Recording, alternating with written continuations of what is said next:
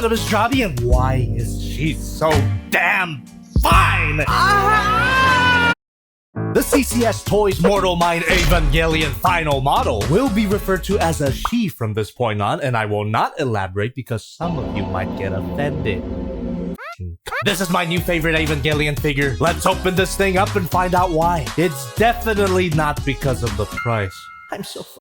Links in the description, good luck. This somewhat plain cardboard box is a bit boring, despite the beautiful line art and the cool logo. But then you open it up and that's the art that should have been in the front. Gorgeous. And right out of the box, she looks like one of my Friday nights, don't ask. Some assembly is required, which you can see in more detail on my Just Playing stream. Subscribe to Jobby2 for my first impressions of figures long before I review them here. Attach the head and the horn. You get an extra just in case you lose it in your ass. Attach the elaborate backpack, and this won't be the first time we'll get Evangelion back shots, because after attaching these armor bits, holy moly, I really want a piece of that pie.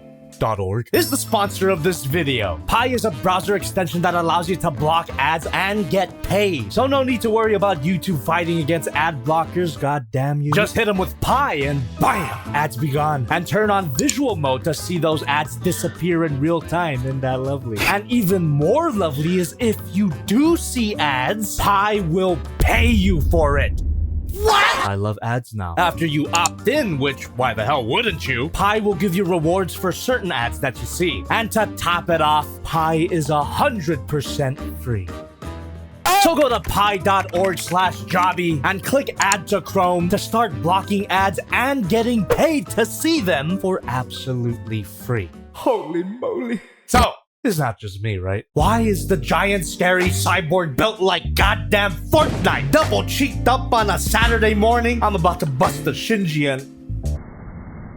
This is a radical redesign of the iconic Evangelion Unit 1. But she's not from the anime series Neon Genesis Evangelion, nor is she from the rebuild of Evangelion movie quadrilogy. This design is from Evangelion ANIMA, which is a light novel, whatever that is. I'm sure this design's got a cool, crazy lore. It's just too bad I can't read. Check out the decals here, neatly printed and super clean. That high level of detail is apparent throughout the whole figure. You could even say the painting and sculpting on this figure is amazing. This is the perfect blend of mechanical and organic design elements, which is fitting because of what Evangelions actually are. The impressive mechanical detail here evokes the appearance of biological anatomy, which includes sinewy musculature that actually shifts around as you move the joints. Pussy bones confirmed. You'll see more shifting parts during the posability, but for now, call me a degenerate gooner all you want. You've been doing it for the past 10 years. But that waist, them gams, and these hips are objectively undeniable, which is completely accurate to the source material. Her vavavoomness would be easier to ignore if she didn't have some straight up zettai ryoiki, which if you don't know, is what you call that bit of bare skin between a skirt and thigh-high socks. And guess what zettai ryoiki means? Absolute territory.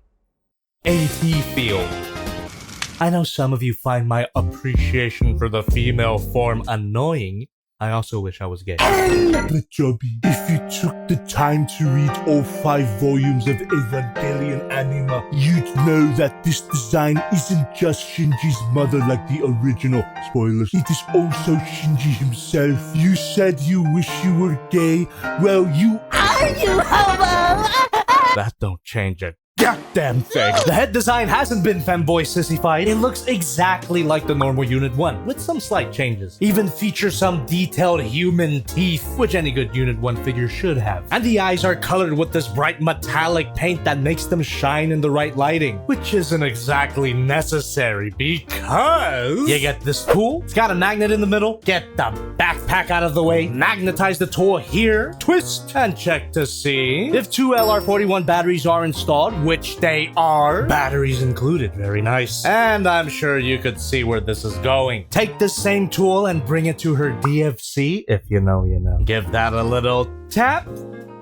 The chest, the eyes, even the inside of her mouth are lit up spectacularly. And as much as I'd like to display her like this until the batteries burn out, I can't. It shuts off automatically after 5 minutes, but that's more than enough time to get some cool pics. Tap the chest again, and now the light pulses very slowly. This is typically how slowly women breathe when they're around me.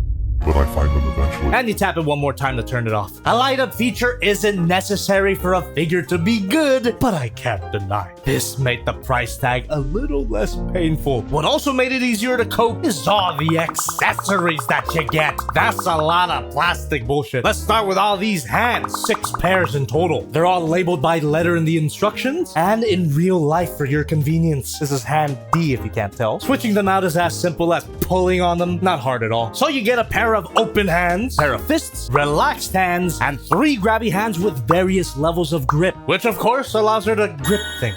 Like my heart. I'd recommend heating up the hands a tiny bit, makes the fingers a bit more flexible. But anyway, use hand D to hold the classic progressive knife, which she uses to lose an election with. You can't store it in her shoulder pylons like other unit ones, but you do get a sheath, which is a bit of a tight fit. And that can magnetize onto the pallet rifle, another iconic Eva armament. Hand F on the trigger and E on the shaft allows her to double hand the rifle. Looks great. And the rest of her weapons are ANIMA exclusive. I've never seen the Lance of Lucretius of my life. Damn, that's long.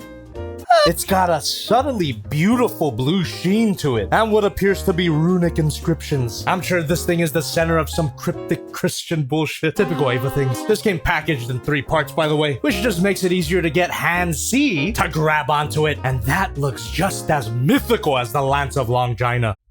This big-ass sword is also a weapon I've never seen before, and according to the instructions, it's called the Bizen Osafune? Oh hey, I guess I can read, as long as it's a fictional language. Grab the hilt with hand D and the handle with hand C, and that's it! This looks super sick. You get another slightly shorter sword, the Magoroku, which is a bit difficult to unsheath if your pull-out game weak.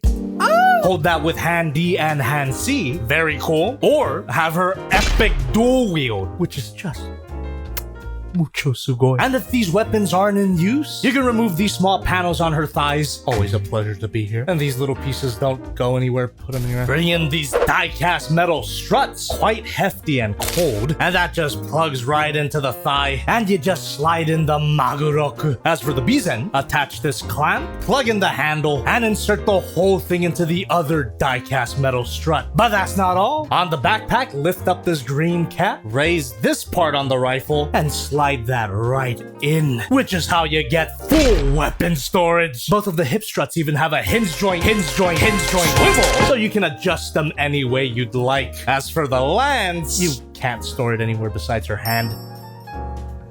Or your ass. Would have been nice if you could store the lance, the hands, and any other extra bits on this included base, which looks great. Nice and shiny. Maybe a bit too shiny. You can see some scratches there. Take your cradle of choice, depends on what angle you want her to be at. Attach that to the die-cast metal rod of your choice, long or short, and then choose what base you want to stick that onto. You get a static and adjustable one. I'm going with adjustable. And you can adjust it by removing this key part and getting it into any of these fixed positions indicated by these teeth. Unplug it, adjust it, plug it back in, unplug it, adjust it, plug it back in. You should get the point by now. Really could have just been a ratchet joint. Whatever position you decide, plug that key back in, and either of these bases attaches to the main platform. Flip the whole thing over and lock it into place. Pretty solid connection, which should give you confidence about putting it in her ass. This is a really nice base, and it allows for a ton of display options that I peppered throughout this whole video, which I'm sure has thoroughly showcased how amazing this figure looks. But as we all know, looks could only get a figure so far. Well, I'm glad to report that this figure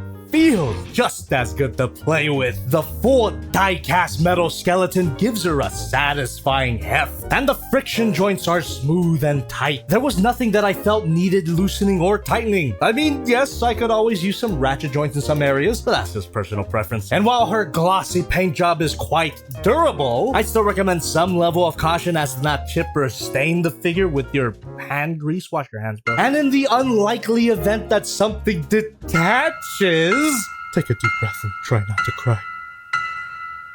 It's actually super simple to reattach. All of that is to say, this figure is very fun to pose. Ball joint at the head. Every ball joint can be a swivel, although it's pretty tight. I wouldn't recommend going too crazy with it. Her cheeks are on ball joints. Would have preferred if these parts were just static. Opening mouth. A hinge joint right under the head and the base of the neck. The backpack arms are articulated. When posing, the shoulders get this tiny hinge joint out of the way. Ball joint inside the shoulder, which also allows a butterfly joint. You even get some titty squish in there. Very nice. Rotation at the shoulder. Backpack kind of gets in the way, but you can get a full 360. Careful with this armor bit. They can potentially clash with all the other armor bits. Arm moves out. Bicep swivel. Double bend at the elbow. Slight shifting armor there. There's a slight swivel at the cuff, which also moves this piece of armor. Hinge joint here. Super loose. That could actually use some tightening. Ball joint at the wrist. And every ball joint can be. Each of these torso segments has a hinge joint, which allows for an incredible crunch and a pretty good arch. Although I wish you could throw it back even more. Swivel at the chest, slight side to side. Swivel at the waist, which has a lot of side to side. Ball joint at these hip guards, which look really tiny. Be careful with that. And ball joint at these tiny side skirts. There's a hinge joint at the crotch armor that allows it to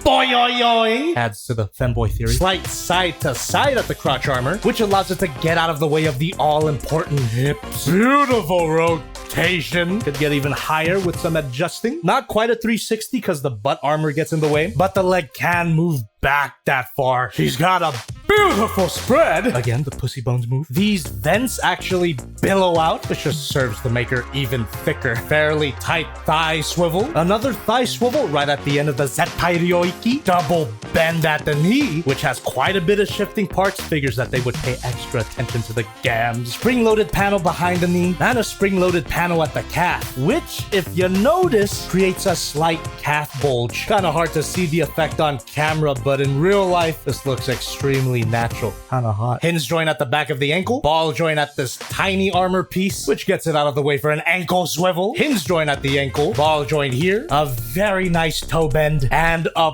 beautiful ankle pivot. Posability here is amazing. How do you think we got those great displays with the weapons? Anta baka. The size is also amazing. Not as big as you'd expect from the size of the box, but a formidable figure in her own right. Needless to say. Size comparison time. Here's Figma Malika Kaname, Haya Toys Godzilla, the Magic Square Light Up piece, not Optimus Prime, my previous review, the Transart Dino Claw, not Dinobot 2, and a few of my previous Eva Unit 1 figures. Now, before I give this figure the score that you're probably expecting, there's a whole set of accessories that I haven't even covered yet, which is as good of an excuse as any to play the royalty-free jazz. This is my first non-transforming figure in a while. Let me have this.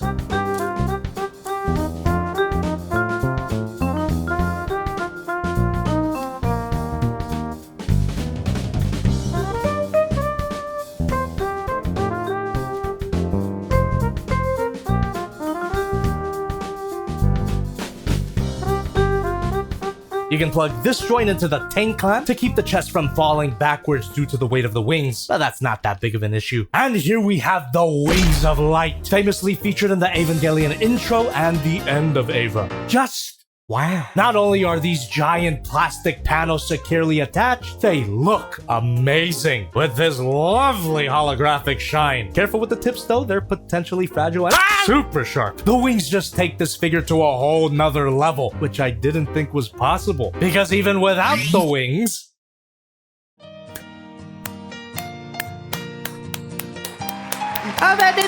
this is my favorite Evangelion figure, beating out Bandai's overpriced metal build, and even the fantastic Dynaction, which I still haven't reviewed. Let me know if you still want it. I would totally get more CCS toys. This is my first figure from them. Whether that be more Evangelion figures, would love to see the standard Unit 1 design, or other anime mecha. CCS Toys is another toy company I'd potentially sell my soul to. The looks, the accessories, the posability, and those hips all left quite the impact.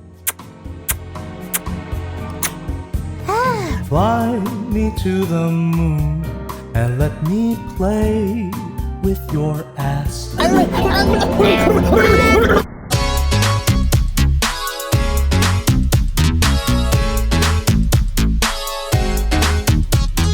Gonna crack this thing open and we're gonna see for ourselves if this thing is the second coming of Primus, like a bunch of freaking people are saying.